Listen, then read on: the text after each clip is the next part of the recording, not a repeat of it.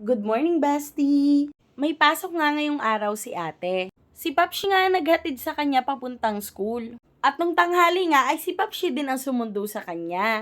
Eto nga si Albi ay kasama din ni Papshi pagsundo. Huwag kayong mag-alala mga bestie at marunong talagang sumakay ng tricycle yang si Tutoy Albi. Inabangan ko nga sila sa gate at arin na nga't dumating na rin sila from school.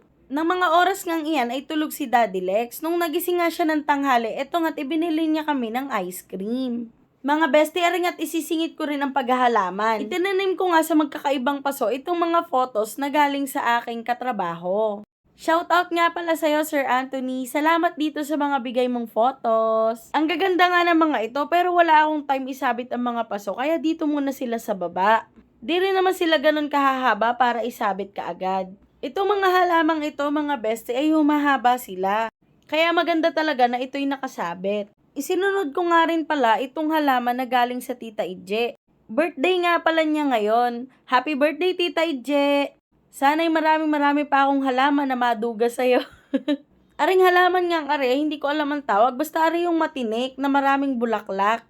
Wala nga akong time nung nakaraan, kaya ang ginawa ko ay naibaon ko lahat aring tatlong are, di na sa iisang paso. Ngayon nga may time tayo, pinaghiwa-hiwalay ko na sila. Sa susunod nga at nagkaroon naman tayo ng time, ililipat naman natin are sa mas malalaking paso. At dahil nga wala tayong paso, ay di are at pinag-aremuhanan ko na aring dalawang mga basyo ng cup noodles. Ang sabi nga ng Tita Ije, magaganda ang mga are dahil hindi nawawala ng bulaklak. Kinahapunan nga ay ang target naman natin ay ang magdilig. Aring at diniligan ko na rin ang aming munting garden. Madami-dami na nga itong halaman sa aming mini garden. Hindi ko na nga ito nadilig ng maayos dahil nga si Papshi everyday din nagdidilig.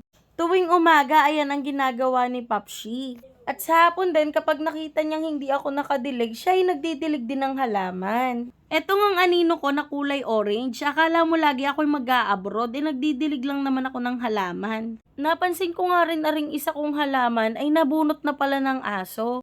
Aring ang mga santan na ari, mga nangatampo na at lagi ngang nahuhukay ng aso. Kaya nga pag ako'y nakakakita na garning bunot na, ay tinatanim ko ulit pabalik. Nang matapos nga akong magdilig, ay aret, nagwalis naman ako ng harapan. Saktong-sakto nga't inalis ni Daddy Dine ang sasakyan, kaya aret, nakakapagwalis ako ng maayos. Hapon na rin nga niyan, kaya nagmamadali na rin akong magwalis at nang kami makapasok na sa loob dahil ang dalawa dyan ay naglalaro pa din.